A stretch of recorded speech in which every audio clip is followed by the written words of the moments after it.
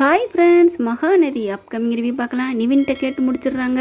கொடைக்கானலுக்கு தான் கண்டிப்பாக போயிருப்பான், நான் போய் தேடுறேன் அப்படிங்கிறாங்க. நீ ஒன்றும் பண்ண வேணாம், என் பொண்டாட்டியை தேடி கண்டுபிடிக்க எனக்கு தெரியும் அப்படின்னு சொல்லிட்டு கிளம்புறாங்க. பார்த்தீங்கன்னா கொடைக்கானல் போயிடுறாங்க. இங்கே எல்லாம் காணாமல் போயிட்டாங்கிறது தெரிஞ்சு போயிடுது. பார்த்தீங்கன்னா கங்கா குமரன் எல்லாருமே கிளம்புறாங்க. என் தங்கச்சிக்கு என்னாச்சு ஏதாச்சும் தெரியலன்னு எல்லாருமே கொடைக்கானல் போயிடுறாங்க. இவர் அதுக்குள்ளே போயிடுறாங்க. போனால் கரெக்டாக அவங்க காவேரி அங்கே தான் இருக்காங்க. காவேரியை பார்த்த கையோட இவருக்கு சந்தோஷம் தாங்க முடியலை. ஓடி போய் அப்படியே கட்டி பிடிச்சிக்கிறாங்க. என்ன காவேரி இப்படி பண்ணிட்டு அப்படின்ட்டு விடுங்கங்க அப்படின்னு சொல்லி, இப்போ மட்டும் என்ன பாசம் ஒத்துக்கிட்டு வந்துருச்சா அப்படிங்கிறாங்க. என்ன காவேரி இப்படி என்ன சொல்லிட்ட, நீ பாட்டுக்கு வந்துட்ட, நீங்கள் தானே போக சொன்னீங்க, அப்புறம் இப்போ வராமல் என்ன பண்ணுவாங்க, என்ன நான் போக சொன்னால் உடனே போயிடுறதா, அப்புறம் ஒரு புருஷன் போக சொன்னால் கோச்சிட்டு வந்துடுவியா, பொண்டாட்டியா வீட்டில் இருக்க வேணாமா, ஓ நான் பொண்டாட்டியா, இதெல்லாம் உங்களுக்கு ஞாபகம் இருக்கா அப்படிங்கிறாங்க. என்ன நீங்கள் பொண்டாட்டி தானே, ஆமாம்மா இன்னும் 8 மாதம் வரைக்கும் நான் இருக்கேன், உங்கள் பொண்டாட்டியாக தான் இருக்கேன், அப்புறம் எதுக்கு வந்த அப்படிங்கிறாங்க. உங்களுக்கு தான் பிடிக்கலன்ட்டீங்க, தாத்தாவே என்னை வெறுத்துட்டாங்க, அதுக்கப்புறம் நான் ஏன் இருக்கணும், இங்கே பாரு உனக்கு ஒன்று புரியுமா, தாத்தா அப்போதைக்கு ஏதோ கோவத்தில் சொல்லிட்டாரு, மற்றபடி ஒன்று இல்லாமல் ரொம்ப கவலைப்படுறாரு, அவர் தான் என்னை படுத்தி எடுத்துட்டாங்க, போய் கூட்டிகிட்டு வாடா பாவண்டா, அவள் ஏதாவது பண்ணிக்குவா அப்படின்னு சொல்லி பயந்தாங்க தெரியுமா. யார் நான் பண்ணிக்க போகிறேன்னா, நான் எதாவது பண்ணுவேன்னா, யார்கிட்ட இந்த காவேரிகிட்ட பண்ணுறாங்க, அதான் எனக்கு தெரியும் நீ எதுவும் பண்ண மாட்டேன்னு, நீ எப்பேற்பட்ட ஆள், உன்னை பற்றி எனக்கு தெரியாதா, நானும் கொஞ்ச நாள் அவங்க கூட குடும்பம் நடத்திட்டு தானே இருக்கேன், என் கூட இருக்கேன்னு சொல்லுங்கள், குடும்பம் நடத்துகிறேன்னு சொல்லாதீங்க அப்படிங்கிறாங்க. சரி விடு காவேரி, நீ வீட்டுக்கு வரியா இல்லை அப்படிங்கிறாங்க. அட இருங்கங்க, நான் எதுக்குங்க வரணும், நான் உங்கள் கூட கோச்சிட்டு வந்திருக்கேன், கோச்சிட்டு வந்தால் எப்படி டக்குன்னு கூப்பிட்டா வந்துட முடியுமா அப்படிங்கிறாங்க.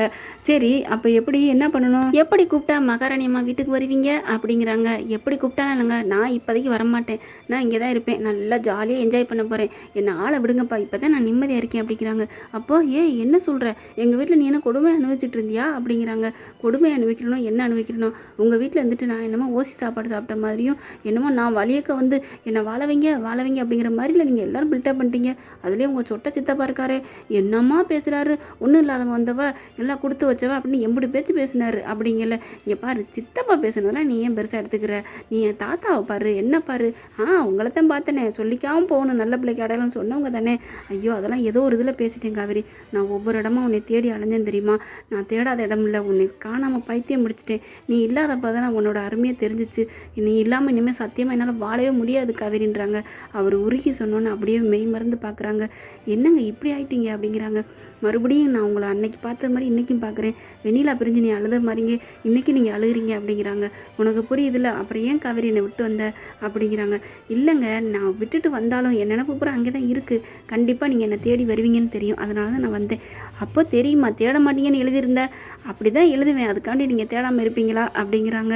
பயங்கரமாக ஜாலியாக என்ஜாய் பண்ணிக்கிறாங்க. சரிங்க நம்ம ஊருக்கு போவோம், இப்போ கொஞ்சம் பொறுமையாக இருந்துட்டு நல்லா ஜாலியாக சுற்றி பார்த்துட்டு போவோம் அப்படிங்கிறாங்க. அப்படியே சுற்றிடுறாங்க தூக்கிட்டு, எனக்கு ரொம்ப சந்தோஷமாக இருக்குது அப்படிங்கிறாங்க. எப்படி நான் வருவேன் எப்படி உனக்கு தெரியும், நீங்கள் 8 மாதம் வரைக்கும் என்னை எப்படி விடுவீங்க, 8 மாதம் வரைக்கும் விடுறனோ இல்லையோ, இனிமேல் எத்தனை ஜென்மம் எடுத்தாலும் சரி நான் காவேரியை விட முடியாது, இப்போ தாத்தாவுக்கு கால் பண்ணி சொல்லிடுவோம் அப்படின்னு தாத்தாவுக்கு கால் பண்ணி சொல்கிறாங்க. தாத்தா காவேரி இங்கே தான் இருக்கா அப்படின்ட்டு.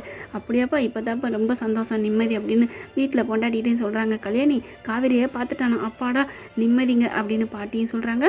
ஒரு வழியாக காவேரியை கண்டுபிடிச்ச சந்தோஷம் விஜய் ரொம்பவே சந்தோஷப்படுறாங்க. இனிமேல் ஒரு நிமிஷம் கூட காவேரியை விட்டுட்டு இருக்க முடியாதுன்னு ரொம்ப ரொம்ப ரொம்ப சந்தோஷப்பட்டுக்கிறாங்க. ஓகே ஃப்ரெண்ட்ஸ், பார்க்கலாம் இன்னும் என்ன நடக்க போகுது. விஜய் இனிமேல் மனசு மாதிரி மறுபடியும் உன்னை ஒரு நிவின் கூட சேர்த்து வைக்க போகிறேன், 8 மாதத்தில் நீ போயிடுவ அப்படின்னு சொல்லுவாரா, இல்லை ப்ராமிஸ் பண்ண மாதிரியே காவேரி கூட சேர்ந்து வாழ்வாங்களாங்கிறத பொறுத்திருந்து பார்க்கலாம். உங்கள் பொண்ணான கையால் ஒரு லைக்கை போட்டு சப்ஸ்கிரைப் பண்ணிடுங்க. Thank you friends.